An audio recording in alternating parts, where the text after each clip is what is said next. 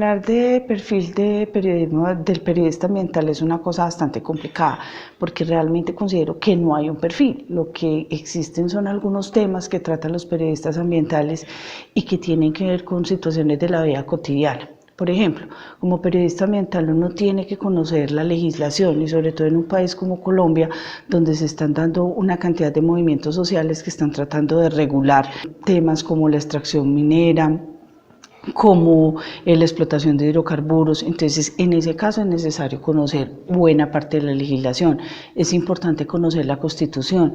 Muchas veces uno como estudiante de comunicación y después ejerciendo el periodismo no se da cuenta que la Constitución Política de Colombia es una de las principales fuentes de información que tenemos los periodistas y a veces no la consultamos y lo peor es que a veces no la conocemos. Otro tema importante, otro aspecto importante que es importante que los periodistas conozcamos es, por ejemplo, el aspecto cultural. A veces el tema del medio ambiente está muy ligado a la cultura, está ligado a la cultura de las comunidades indígenas, está ligado a la cultura de las comunidades afro, está ligado a la cultura de comunidades, por ejemplo, como los raizales en San Andrés. Hay que recordar, por ejemplo, la problemática que se vio con las reservas y con la explotación, cuando se habló de la explotación de petróleo en San Andrés, en la parte en alta mar. Entonces también eso está ligado con un tema cultural. ¿Qué piensan las culturas de la protección de sus recursos? Como periodistas tenemos que conocer eso. Otro aspecto importante que tenemos que saber, a veces nos tenemos que convertir en geólogos. No conocemos la diferencia, por ejemplo, entre una avalancha y un deslizamiento, confundimos términos y no es que tenemos que ser expertos, pero sí por lo menos aprender algunos términos y aprender la diferencia entre algunos fenómenos. A veces confundimos un fenómeno ambiental con una situación que es una tragedia propiciada por el hombre, entonces también eso lo tenemos que entender.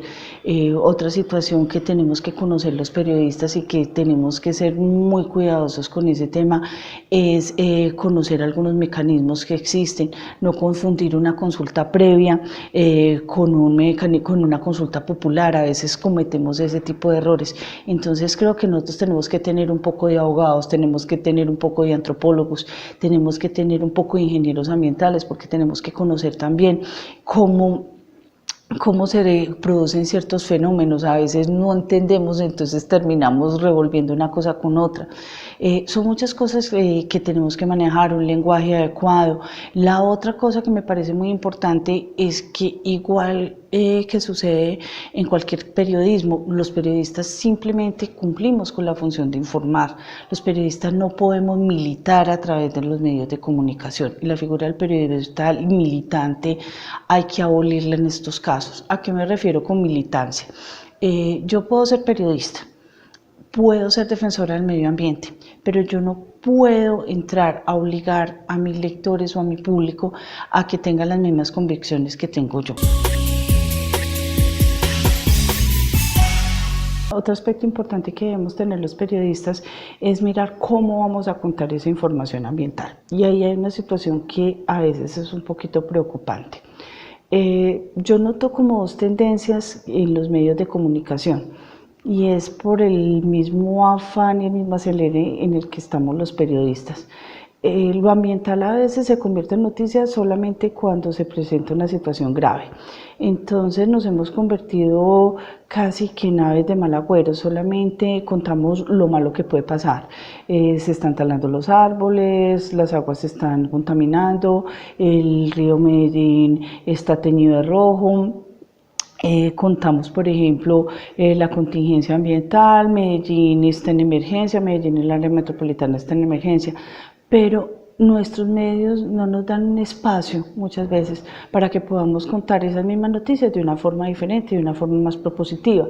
Lo bueno no es noticia y ese sí es un problema a veces de concepción de los medios, porque tenemos que saber que como periodistas también tenemos la posibilidad de formar un público, de educar a la gente. Por decir algo, siempre hablamos de la contingencia ambiental en Medellín y nos centramos en el tema de la contaminación, que hay una cantidad de carros, que la gente no utiliza medios de movilización alternativos. pero ¿cómo podríamos contar lo mismo y cómo podríamos hacer que el tema esté permanentemente en debate en nuestros medios? Ahí viene un problema, porque para los medios, si no hay contaminación, si no está cerrado el aeropuerto, si no está la nube gris, no hay noticia. Igual pasa con el río Medellín. Desde que yo estoy pequeña estoy oyendo hablar de que se va a hacer un plan de descontaminación del río Medellín, que la planta San Fernando, que la planta en Bello, pero solamente se habla de la contaminación o de la contaminación del río Medellín cuando nos aparece una mancha de algún color. Entonces tenemos que pensar de pronto cómo hacer que esos temas ambientales se vuelvan una noticia diaria, pero no desde lo catastrófico, sino desde lo constructivo. De pronto, cómo se pudiera construir una sección donde tampoco le estemos diciendo a la gente, sea bueno con el medio ambiente, porque es que el lector o el televidente o el oyente no es bruto y no le gusta que lo traten como un niño chiquito donde le estén diciendo, venga, compórtese bien, sea bueno, sea amable, cuide las cuencas del río. Eso puede sonar como un poquito infantil, pero hay herramientas que yo creo que uno puede utilizar. Por decir algo, si miramos en la ONU, ellos tienen una guía para vagos para salvar el medio ambiente. Si uno como periodista toma esa guía y empieza a desarrollar uno por uno esos puntos que da la guía, uno podría hacer más o menos unas 50 noticias, que para uno como periodista tener 50 noticias aseguradas, ya eso es un gran descanso. Otra cosa, cómo contar, cómo narrar. Quienes son más jóvenes saben que ahora uno trabaja más con video, con infografía animada, no solamente con textos ni con entrevistas. El año pasado en el Festival Gabriel García Márquez hubo una conferencia de Gustavo Faleiros, que es uno de los periodistas más ambientales más conocidos que hay en América Latina, y ellos trabajan mucho el tema de georreferenciación. Él tiene un portal que se llama Infoamazonía. Y él hablaba cómo a través de los mapas se puede contar cómo se está cuidando o descuidando el medio ambiente. Por ejemplo, Gustavo Faleiros contaba la experiencia que tuvieron unos periodistas peruanos contando la capacitación que hicieron para unos guardabosques. A ellos les enseñaron a utilizar drones para que con esos drones ellos grabaran cómo se estaba talando la selva amazónica para la construcción de una carretera en Perú. Con la información recolectada a través de los drones y lo que les dijeron los guardabosques que estaba sucediendo en las zonas en las que ellos trabajaban, Infoamazonía y los periodistas peruanos pudieron publicar un especial en el que se ve no solamente hay texto, hay testimonios, hay entrevistas, sino que se ve desde el aire y a través de la georreferenciación se ve el pasado y el presente de la selva amazónica por donde está pasando esa carretera. A veces como periodistas podemos explorar esas herramientas de georreferenciación. Hay muchos programas de mapas que son gratuitos y que uno podría utilizar. Por ejemplo, un programa de mapas con el que uno cuente cómo se ha ido expandiendo la tala de bosques en el país. Un programa de mapas gratuito donde uno vaya trabajando las concesiones que se han hecho para la explotación de minerales en diferentes partes del país o en diferentes partes del departamento. Y ahí hay una parte que es muy importante que tiene que ver con el trabajo en redes. Ustedes habrán notado que ya los medios y los grandes reportajes que hacen los medios de comunicación no los hacen de forma individual. A principios del 2000 todavía hablábamos de la chiva, todavía hablábamos que un medio de comunicación tenía en exclusiva algo, pero si nos fijamos, hace más o menos unos 5 años, es el trabajo en redes, el trabajo colaborativo, el que ha venido mandando la parada en el periodismo. O si no, veamos por ejemplo el caso de Panama Papers, que Panama Papers es el resultado de un trabajo colaborativo de muchas personas en diferentes partes del mundo.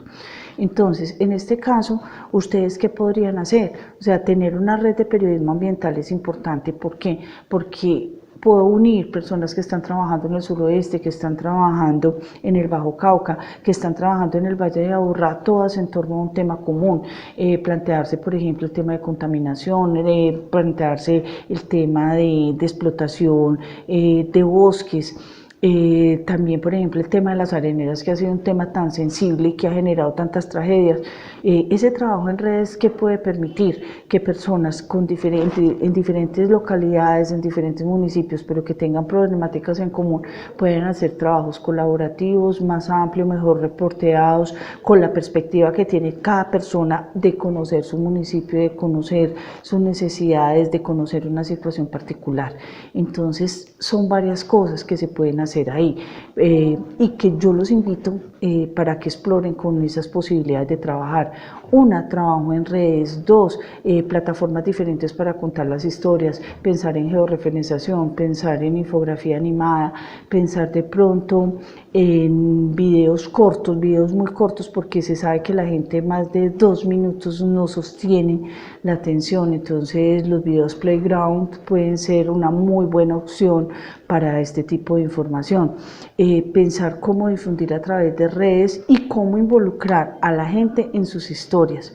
¿Por qué? Porque si bien el esquema de periodista y de reportero ciudadano, los periodistas nos toca un poquito los callos porque decimos realmente esto puede tener un interés.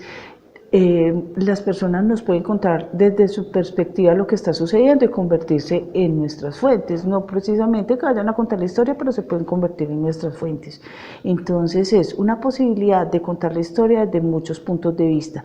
Y lo otro, fortalecer y buscar fortalecer conocimientos en otras áreas. No podemos desligarnos de la antropología, no nos podemos desligar del derecho, no nos podemos desligar de la ingeniería ambiental, no nos podemos desligar de la economía, porque aunque digamos que lo importante es el medio ambiente, también hay factores económicos que están ligados. Entonces no podemos tener una mesa que esté cojeando con una de las patas en el momento de hacer la información.